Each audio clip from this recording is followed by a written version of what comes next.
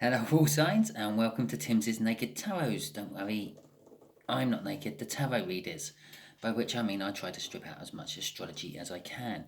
We are going to do a read today on a love soulmate love cycle, and we're going to be looking at the Aries runner, or DM as the case may be. So, if you're in some sort of love cycle, or soulmate cycle, or twin flame cycle, and the person who has bailed out on you is an Aries, this is the read for you.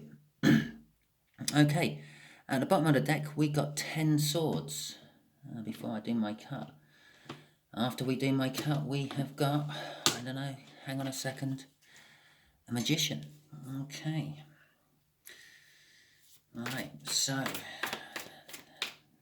let me just shuffle these while I explain to you how we're going to do this.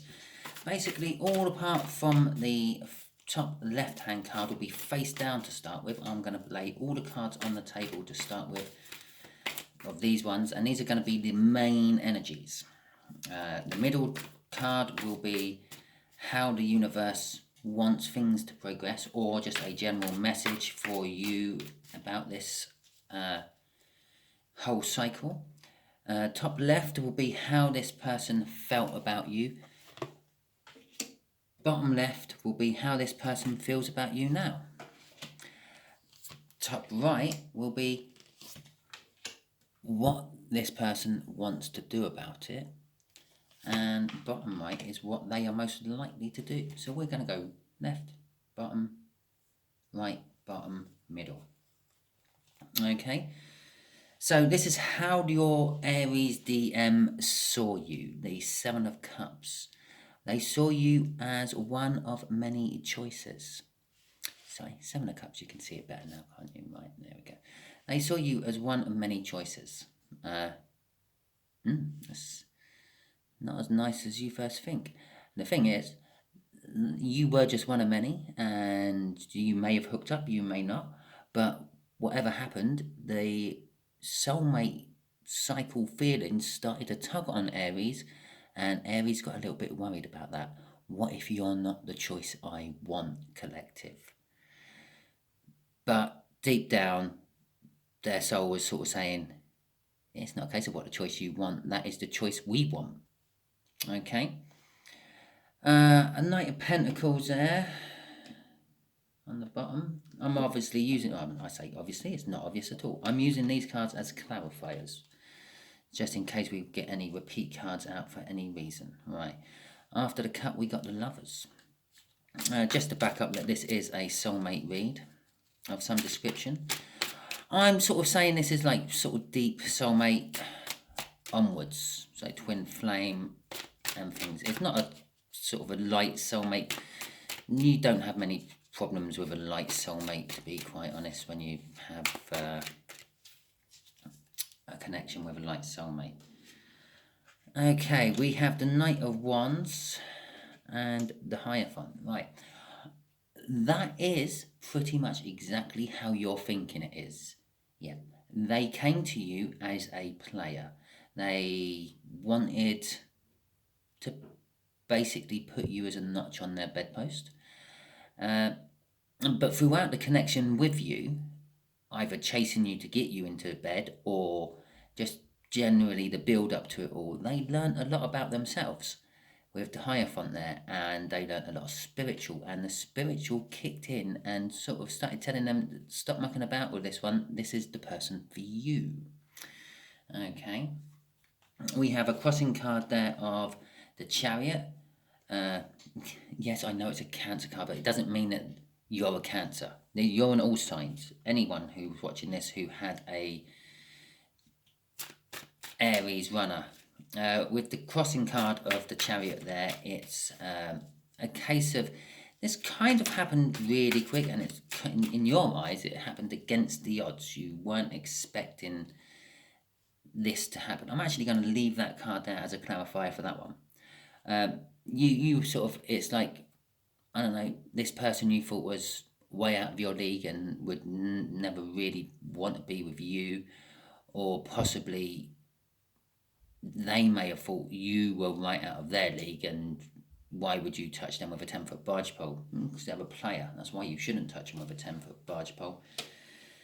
Right, how they see you now, they want to work with you on this, and they want to concentrate solely on you making some sort of foundation.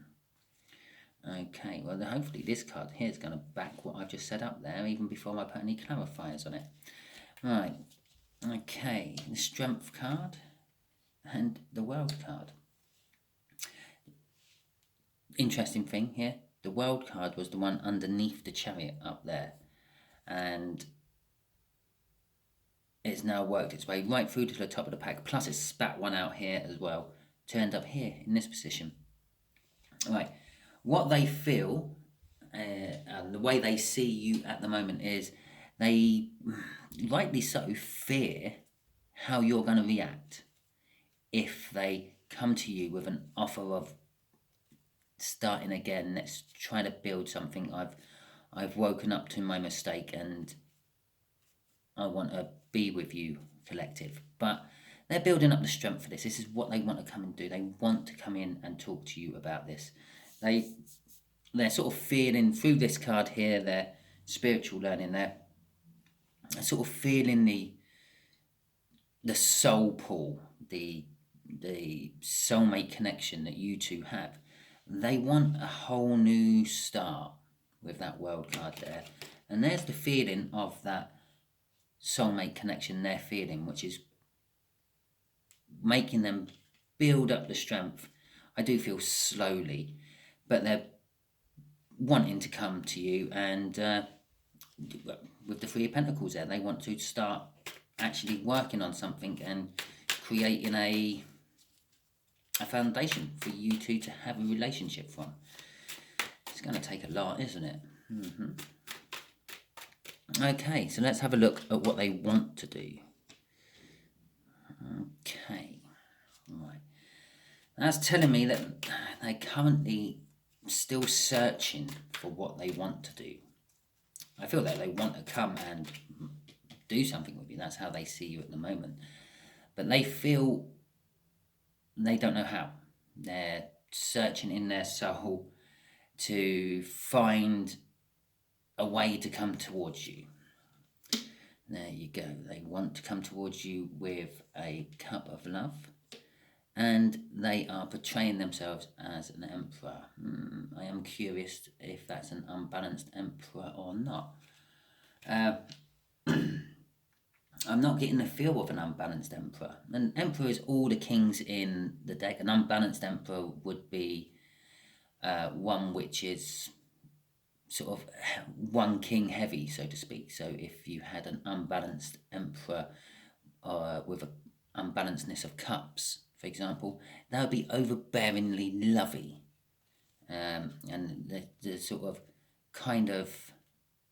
they would show you the kind of love which is enough to scare someone away as well.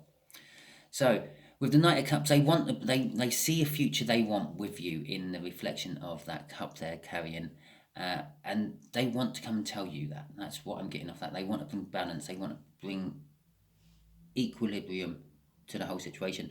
This could also just be literally popping out to confirm that we are dealing with an Aries. Okay, so they're thinking very Aries-like. I'm also getting off that card. However Aries think. Right, so we already got one card there as a clarifier. What they're going to do is bring you Six Pentacles. They are going to bring, or going to try to bring balance somehow. Obviously, to bring balance, it does involve talking. You can't bring balance by sitting there doing nothing. So that is kind of like a bit of a message where it's sitting in this spread. So they might come to you and they might try to bring balance and discuss things with you. And let's turn this one over first. It's just been sitting there for ages. They want to have a victory with you. With the Queen of Swords, they are... they're going to come a little bit cold and emotionally detached. And... they might be a little bit demanding about it, but with a third card of balance there, they're definitely wanting to bring balance to the whole situation. Now, this could be balanced by just saying it's never going to work between us, we're just two totally different, and then they will just go through some horrible cycles of always feeling how much they actually love you and how much of an idiot they were for letting you go. Or they might bring balance by actually trying to do this. But they got to still find out what it is they got to do. Okay, the universe is saying 3 wands, that they are poised to go.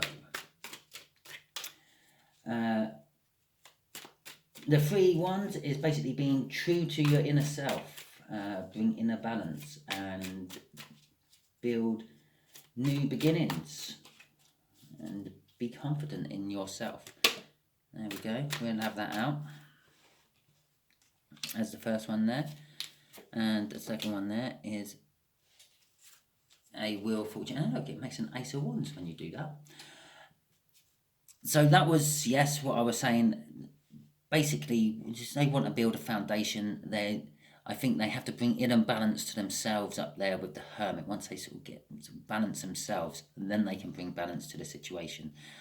A bit like, I can't remember what Bible bit it comes from, but it's something along the lines of take the log out of your own eye before you attempt to take the splinter out of mine, or something like that. They have to deal with themselves. They're still working on themselves. They're still making themselves better for you.